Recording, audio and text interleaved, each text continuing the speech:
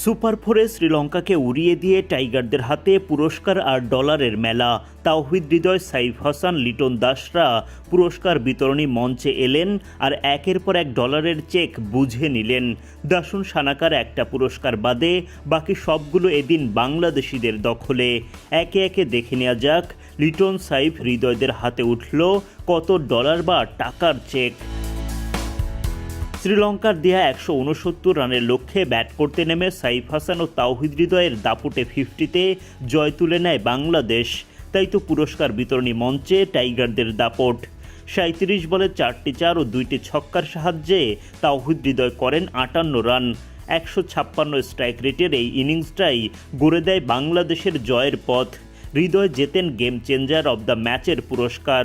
ট্রফির সাথে তার হাতে ওঠে $3,500 বা প্রায় 4,26,000 টাকা।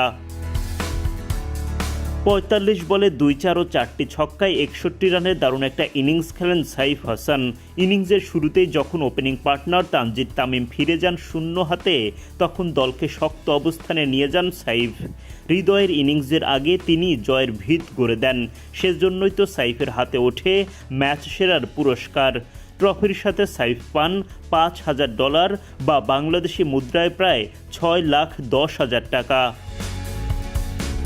37 বলে অপরাজিত 64 রান করা লঙ্কান অলরাউন্ডার দাসুন সানাকা ছক্কা হাঁকান 6টি।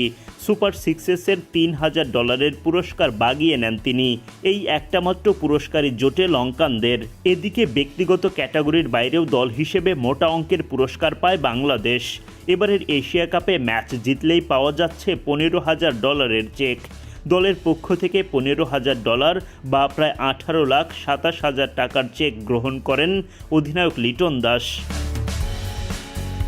পুরস্কার বিতরণী মঞ্চে টাইগার অধিনায়ক লিটন দাস প্রশংসায় ভাসান সাইফ হাসানকে। তিনি বলেন, আমি জানি সাইফ বাংলাদেশকে ম্যাচ জেতানোর সামর্থ্য রাখে। যখন ওকে এশিয়া কাপের দলে রাখা হয় সবার বিশ্বাস ছিল ও আরব আমিরাতে ভালো করতে পারে। ওর ক্যারেক্টার আমি জানি কিভাবে রান করে। এছাড়া 3 উইকেট তুলে ম্যাচের মোড় ঘুরিয়ে দেয়া মুস্তাফিজুর রহমানকে নিয়ে লিটন বলেন, মুস্তাফিজ কতটা ভয়ঙ্কর এটা তো আমরা সবাই জানি। উইকেট ব্যাটিংয়ের জন্য ভালো ছিল। 19তম ওভারে মুস্তাফিজ আর শেষ ওভারে তাসকিন ম্যাচ বদলে দিয়েছে।